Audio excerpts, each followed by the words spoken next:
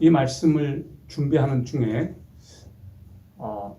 언론에 나온 이 기사를 접했습니다. 한 30대 여성이 백화점에서 명품 지갑을 훔쳐서 그것을 당근마켓에 올렸다는 이야기였습니다. 왜 사람들이 도둑질을 할까? 도둑질을 하는 가장 큰 이유는 무엇일까? 도둑질하는 이유는 한마디로 말해서 탐심 때문인 것 같습니다. 그리고 나는 도둑질과는 전혀 무관한데, 나는 전혀 그런 삶을 살고 있지 않은데, 이렇게 생각할 분들도 계실 겁니다. 그런데 또한 어떤 분들은 이 도둑질하지 말라라고 하는 이 계명의 말씀 앞에서 무척이나 찔리는 분들도 계실 것 같습니다.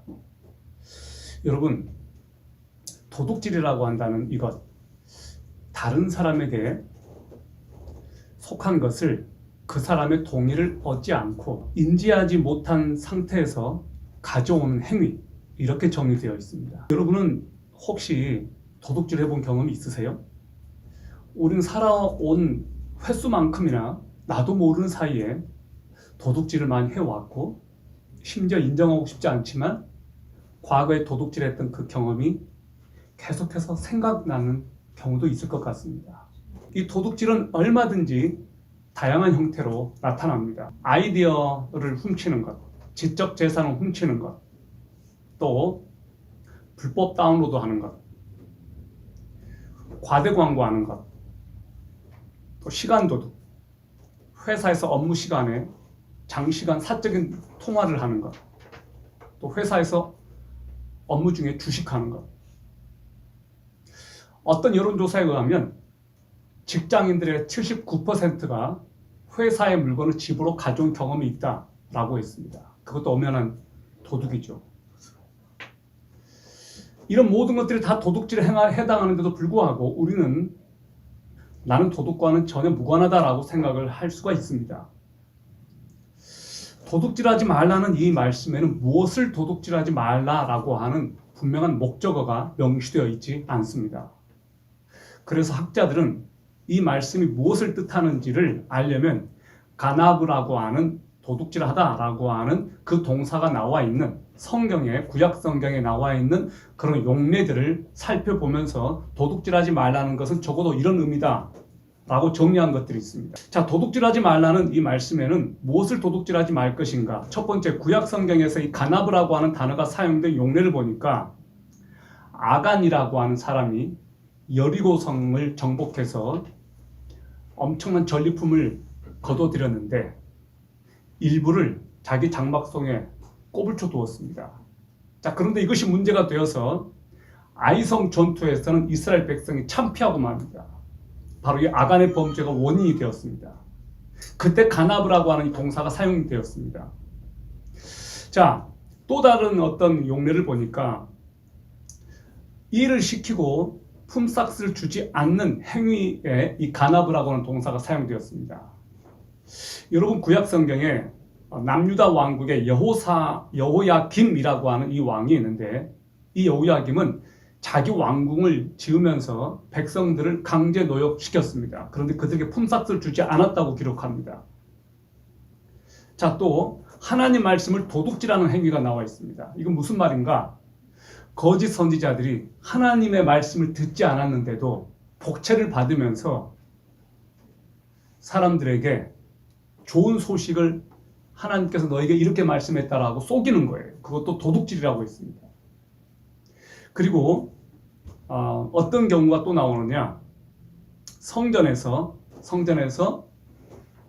바친 그 양이나 소, 이런 것들을 거래하는 행위, 이런 것들도 도둑질로 보았습니다.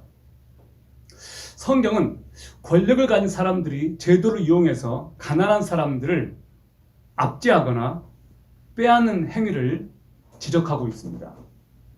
자, 여러분, 예레미야 22장 13절을 보실까요? 성경은 이렇게 기록합니다. 불의로 그 집을 세우며 부정하게 그 다락방을 지으며 자기의 이웃을 고용하고 그의 품삯을 주지 아니하는 자에게 화 있을진저, 이렇게 기록합니다. 여러분, 말라기 3장에서는 하나님의 것을 도둑질하는 것에 대해서 기록하고 있습니다. 이 말씀은 어떤 배경에서 나왔냐? 당시 이스라엘 백성들의 모습을 말라기서는 기록하고 있는데요. 여기에 보면 당시 말라기서에 나오는 지도자들이 엄청난 착취를 했습니다. 또 그들은 약자들을 엄청나게 고통스럽게 했습니다. 또 불법이 성행했습니다. 제사장들은 제사를 제대로 드리지 않았습니다. 흠 있는 양이나 소를 가져왔는데도 그것으로 그대로 제사를 드렸습니다. 모든 것들이 제대로 되어 있지 않았습니다. 그리고 그들은 정해진 11조를 제대로 하나님께 드리지 않았습니다. 바로 그런 상황에서 이 말씀이 나왔습니다. 여러분, 여기 말라기 3장 말씀을 한번 보겠습니다. 사람이 어찌 하나님의 것을 도둑질하겠느냐? 그러나 너희는 나의 것을 도둑질하고도 말하기를 우리가 어떻게 주의 것을 도둑질하였나이까 하는도다. 이는 곧 11조와 봉헌물이라. 마땅히 하나님께 드려야 될 11조를 하나님께 드리지 않는 것도 도둑질이라고 그렇게 명시했습니다. 성경은 우리들에게 이 도둑질이라고 하는 이것에 대해서 다른 사람들의 문제가 아니라 바로 너의 문제일 수도 있다라고 우리들에게 가르쳐 줍니다. 성경에 보면 마음을 훔치는 것도 도둑질이라고 있습니다. 마음을 훔치는 것. 어떤 것에 해당될까요? 여러분, 창세기 31장에 보면 야곱이 장인 라반을 피해서 야반 도주를 합니다. 아내 레아와 라헬을 데리고 자기 자식들을 데리고 라반으로부터 이제 도망을 치죠. 그때 라반이 야곱에게 말한 것이 이거였습니다. 너는 내 마음을 도둑질했다라고 그렇게 말했습니다. 자, 또 한 사례가 있습니다. 여러분, 압살롬을 기억하시죠? 다윗의 아들 압살롬, 머리가 엄청 길었고 시대의 아주 미남이었던 이 압살롬이 다윗에 대해서 반기를 듭니다. 그때 다윗에게 재판받으러 온 이스라엘 백성들을 중간에 길목에서 차단하고 압살롬이 만나서 너희 왕은 이것을 해결해 주지 못한다. 그렇게 하면서 마음을 다 빼앗습니다. 그래서 어떻게 합니까? 반역을 합니다. 아버지에게 반역을 들어요. 그때 성경은 뭐라고 말하느냐? 이스라엘 무리 중에 왕께 재판을 청하러 오는 자들마다 압살롬이 행함이 이와 같아서 이스라엘 사람의 마음을 압살롬이 훔치니라 그렇게 말했습니다. 마음을 훔치는 것도 도둑질이라는 거예요. 도둑의 문화사라고 하는 이 책을 쓴 와타나베 아사미라고 하는 일본인 작가가 있습니다.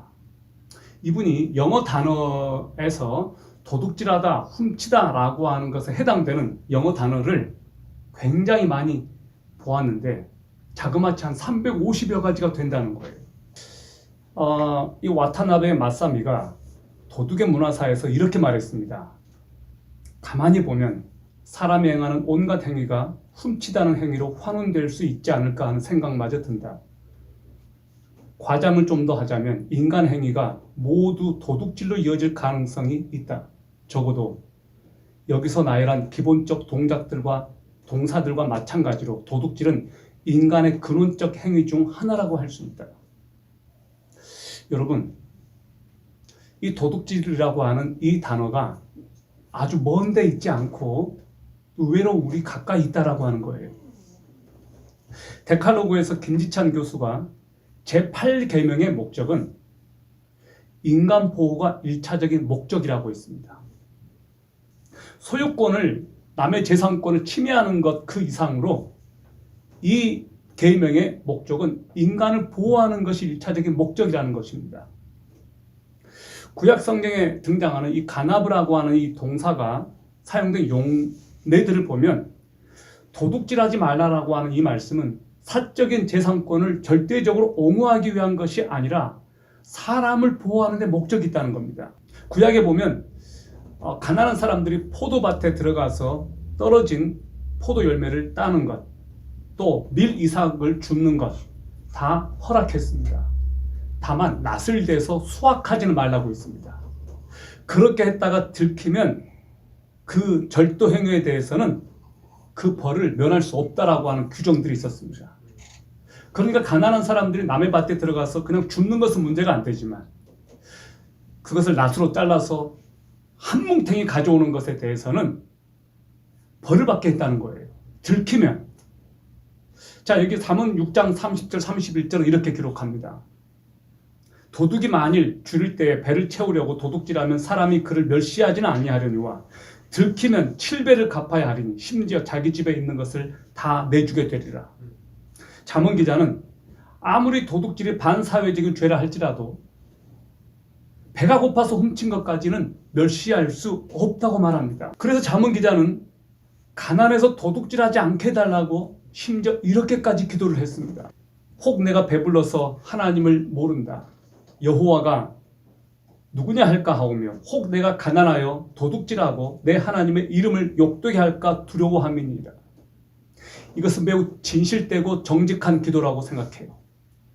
우리가 너무너무 부유해져서 하나님을 모른다고 할까봐 두렵고 또한 우리가 너무 가난해져서 죄에 지을까봐 겁납니다 라는 그런 진실된 기도예요. 우리가 어떤 것들에 대해서 훔쳤거나 우리가 어떤 것들이 내 것이 아닌 것들이 내게 들어왔거나 우리가 과거에 도둑질했던 어떤 것들이 있었다면 성경은 말하기를 회개하고 보상하라고 말합니다. 구약 성경을 보면 훔친 자가 소나 양을 다른 사람에게 또 팔아버렸으면 그것을 나중에 어떻게 변상해야 했느냐. 4배. 양은 4배, 소는 5배로 갚게 했습니다. 왜 그랬을까요? 왜 양은 4배, 소는 5배로 갚게 했을까요? 그들에게 소는 노동력에 가장 필요한 생존 수단입니다. 지금으로 치자면 트럭 운전사에게는 양은, 소는 트럭에 해당되는 거예요. 가장 중요한 재산인 동시에 그것이 먹고 살기 위해서 가장 중요한 도구죠. 그러니까 소를 누군가가 훔쳐가서 그걸 또 다른 사람에게 팔아서 들키면 5배로 변상하게 했습니다.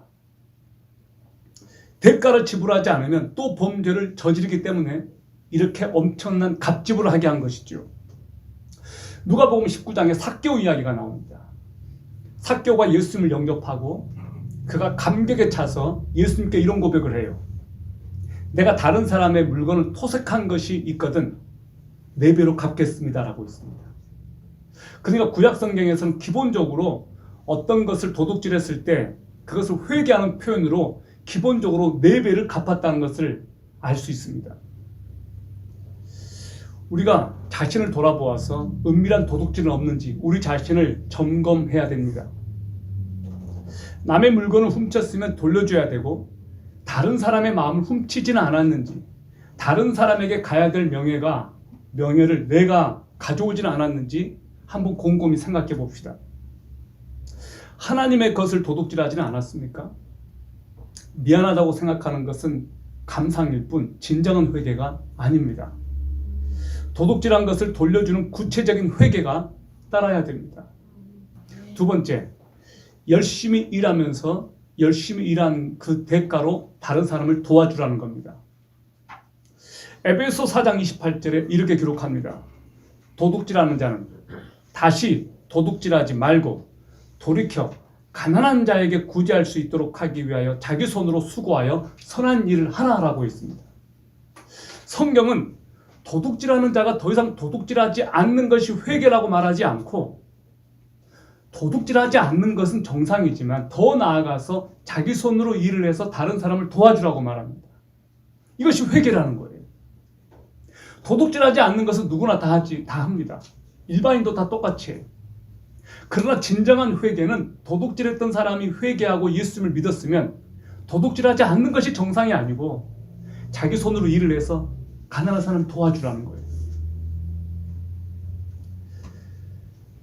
도둑질은 자신은 수고하고 노력하지 않고 다른 사람이 수고한 것과 노력한 것을 탈취하는 것이기 때문에 바로 그것이 다른 사람의 재물을 손쉽게 얻는 것이기 때문에 죄라는 거예요.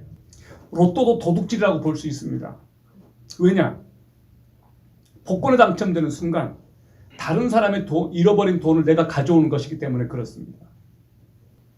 성경은 뇌물을 바치는 것도 도둑질이라고 말합니다. 부정직한 상거래에 대해서, 고리대금에 대해서도 도둑질이라고 말합니다. 여러분, 결론입니다. 그럼 어떻게 하면 우리가 도둑질하지 않을까요? 도둑질하지 않기 위해 가장 필요한 것이 있다면 그것은 탐심을 버리는 겁니다. 도둑질은 탐심에서 비롯됩니다. 누가복음 12장에 어리석은 부자 이야기가 나옵니다.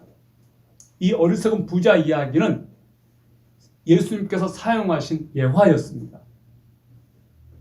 자, 이 어리석은 부자 이야기 전에 예수님은 어떤 부자의 방문을 받아요. 근데 이 사람이 예수님께 이렇게 말합니다. 예수님, 우리 아버지가 돌아가셨는데 형이 재산을 나누려고 하지 않습니다. 형이 재산을 나와 나누게 예수님께서 힘 좀 써주십시오. 라고 이 사람이 예수님께 와서 청탁을 하는 겁니다.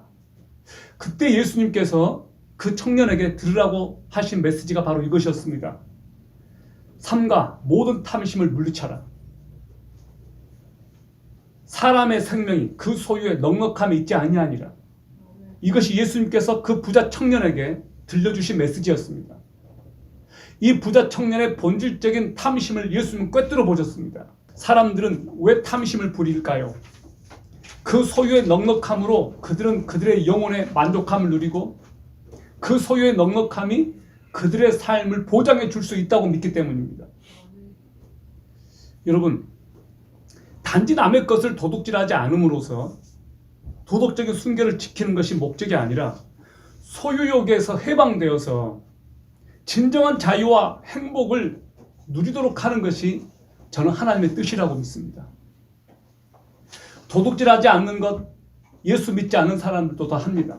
우리가 예수를 믿는 사람이기 때문에 당연히 도둑질을 하지 않아야 되지만 도둑질하지 않는 가장 근본적인 그 목적과 그 중심이 무엇인지를 알아야 돼요. 그게 뭘까요?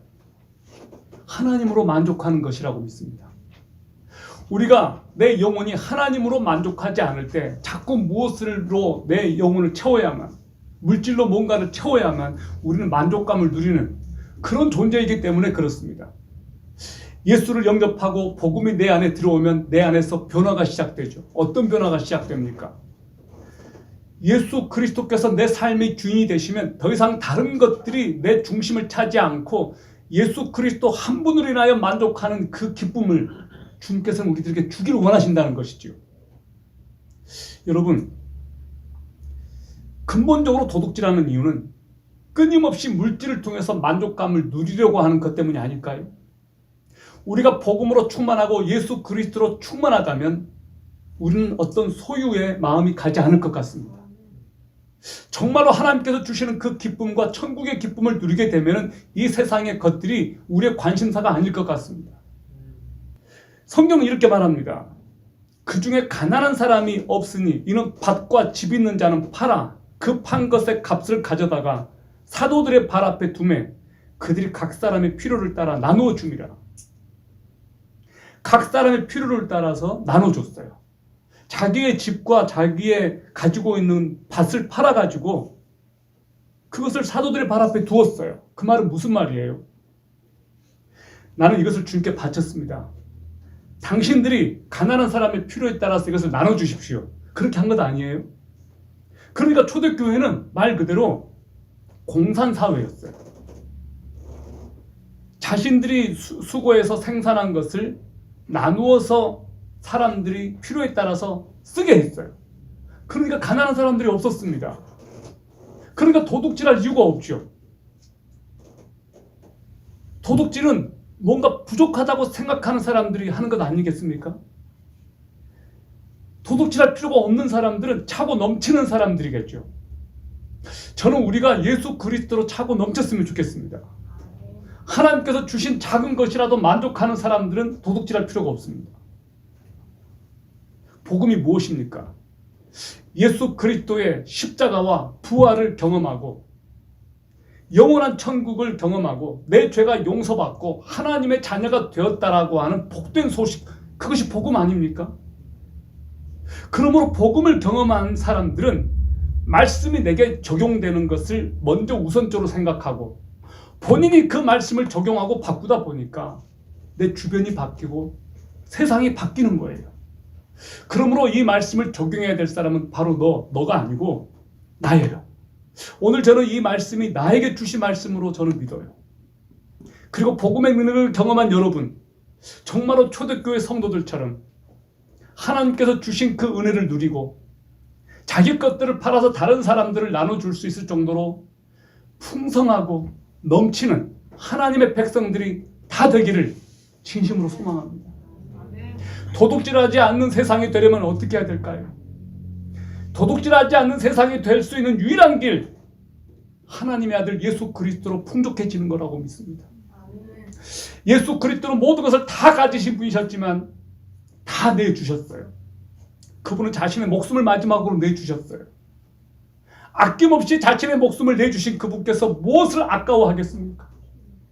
그분께서 우리 안에 들어오셔서 그분의 생명이 내 안에서 작동되는 이상 우리는 다른 사람의 필요를 채워주는 사람이 될지언정 다른 사람의 것들을 빼앗고 강탈하는 사람이 되지 맙시다.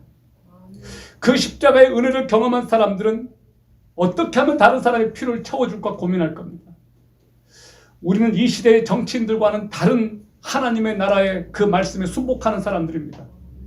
이 시대의 사람들, 이 시대의 정권을 가진 사람들, 이 시대 권력자들, 이 시대 부자들은 그렇게 한다 할지라도 우리는 그렇게 할 이유가 없습니다. 왜냐고요?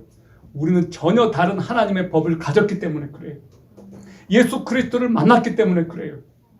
그러므로 오늘 이 말씀이 저와 여러분의 삶에서 왕노릇하고 이 말씀이 내 안에서 역사하고 내 주변 사람들에게 전염을 가져오도록 했으면 좋겠습니다. 여러분 명심하십시오. 도둑질은 부족하다고 생각하는 사람들이 하는 거예요. 우리가 예수 그리스도로 차고 넘치고 그 복음의 의미와 능력을 깨달았다면 우리는 주는 사람들이 될 거예요. 여러분 축복합니다.